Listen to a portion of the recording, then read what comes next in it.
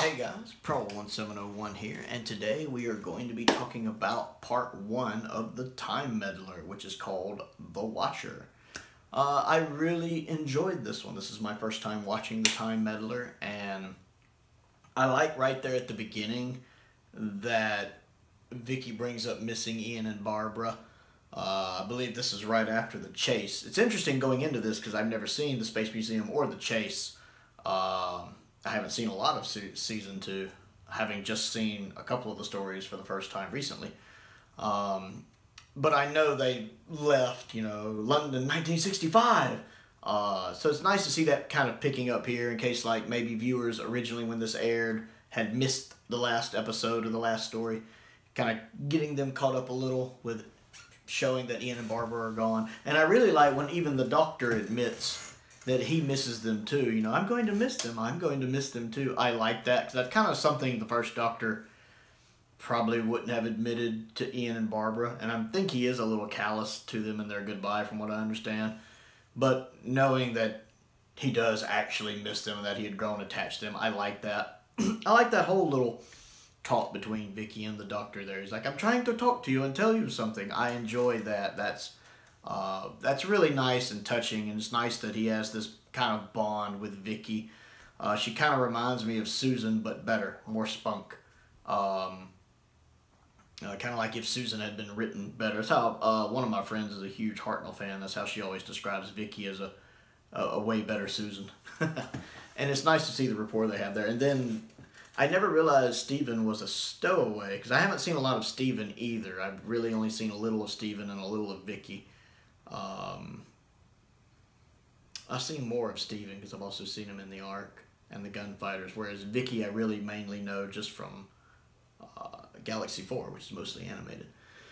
But it's interesting. So apparently they thought he died in the chase. So it's interesting just to see him walk out. I like how the Doctor's holding his jacket up because they think it's a Dalek, so he can kind of toss it over the Dalek so the Dalek can't see. I like that plan. Even though if the Dalek walked in and saw him with the jacket, it'd probably just be like, I'll just stay back here and blast him. But I don't know. But it's interesting to see Stephen, who looks very much the worse for wear. I'm guessing he went through a lot in the chase. He looks pretty wore out with the beard. And I like the fact that they're trying to explain or Vicky's trying to explain the TARDIS to him, and of course he doesn't believe it. And I like the Doctor when he's explaining where everything is to Stephen, and that's over there, and there's this, and there's this, and it's all quite poetic, isn't it? Now, stop bothering me, young man. I love that. Stop bothering me, young man. Or, now, young man, stop bothering me. I just love the way Hartnell says that. It amuses me. And then, of course, when they land and you see the monk watching, and of course I know who that is. I'm familiar with the meddling monk, even though I've never seen this or Master Plan. I know who he is as a character. But I can imagine, for people watching this for the first time, they probably didn't think anything's amiss. Okay, there's a monk watching. We're in the past. I like how he kind of has this look on his face like, is this?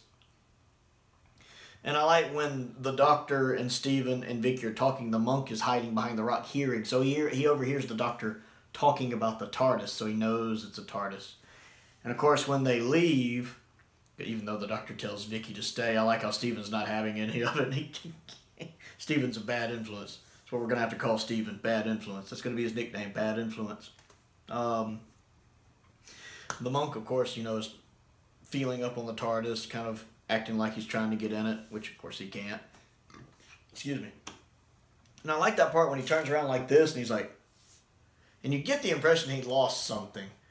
I made a note of that too, where like he turned around to look for something that wasn't there. Some kind of wristband, I figured. I wasn't sure what.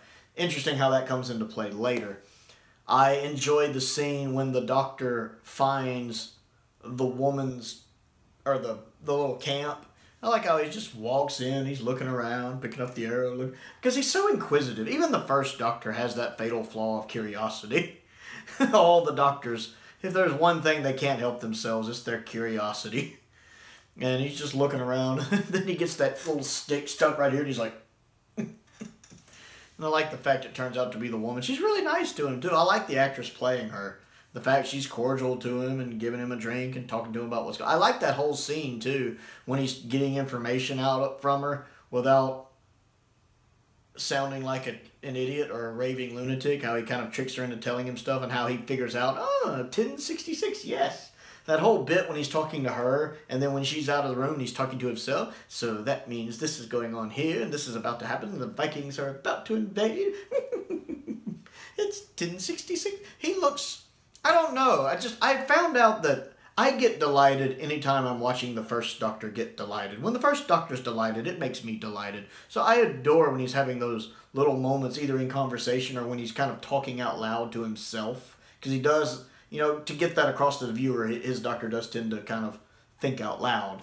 I love that whole scene when he's working all of that out in his head. It's a nice little history lesson, too. Which is kind of what the show was originally intended for, what the pure historicals were intended for, you know, to educate the children watching. And it does that really, really well here. I really enjoy Hartnell in that scene. And then when he hears the monk chant, and it sounds like a record slowing down and then picking back up, I like how Hartnell catches on to that. And he's like, how many have there been? How long have they moved there? A few months, you say? A few weeks? Has anyone seen them? Oh, just the one. Just the one. Are you going to go investigate? I most certainly am. Again, the Doctor's curiosity. And then the little bit where we see the one guy in the past pick up something, which does look like a watch from there, and it is. And then I like how when Steven and Vicky are watching him, and Vicky looks at him and is like, why don't you listen to me for a change? I love that. It's like, she has some of Barbara's spunk. I like that. You know, Susan wouldn't have done anything. Susan would have just cowered there. I like that Vicky's got some spunk to her. It's like, would you just listen to me for a change? I love that. Of course, Steven doesn't. He just flying tackles the guy, alpha male style. Loses, but he does get the watch. That's an interesting little piece that something is up with the monk. Because he has a watch. Still think we're in the past. I like that we see the watch. And then, of course, naturally, when I saw it was a watch, I remembered the monk checking his arm for something and then being surprised that it wasn't there.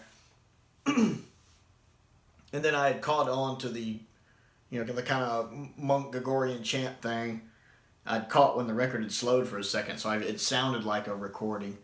So when the Doctor gets in there and he actually finds the record player, I love how when he sets it off, he's amused. He's just laughing about it. Like he figured out a puzzle and he feels so clever and so proud of himself. But then you see the bars drop and you find out it's been a trap set by the monk. And the indignant look on Hartnell's face. The indignant look on the Doctor's face. It's like, how dare you lock me up in this? How dare you? How dare the nerve of you? While the monk just laughs at him. Like, First Doctor to a T. I enjoyed this one. It was a great first part. I feel really invested in the story. I'm curious to see how it goes because I am curious to see how the monk and the Doctor are going to interact together, how they're going to get along. That's going to be interesting. So I really enjoyed The Watcher. It was a great first part to this story, and I'm looking forward to seeing the rest of it.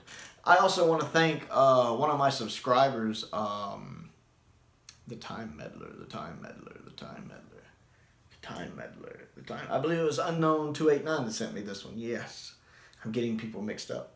Unknown289, I believe, sent this one. Thank you for that. This was sent to me by one of my subscribers as some fan mail, and I really appreciate Unknown sending it to me because it is kind of one of those famous Doctor Who stories with a really strong reputation that I have been wanting to see for a long time, and it's really nice being able to grow my knowledge of the First Doctor era, of his Doctor, of his companions, because that was kind of the era of Doctor Who where I was sorely lacking in. So it's really nice to grow that, and I really appreciate him sending that.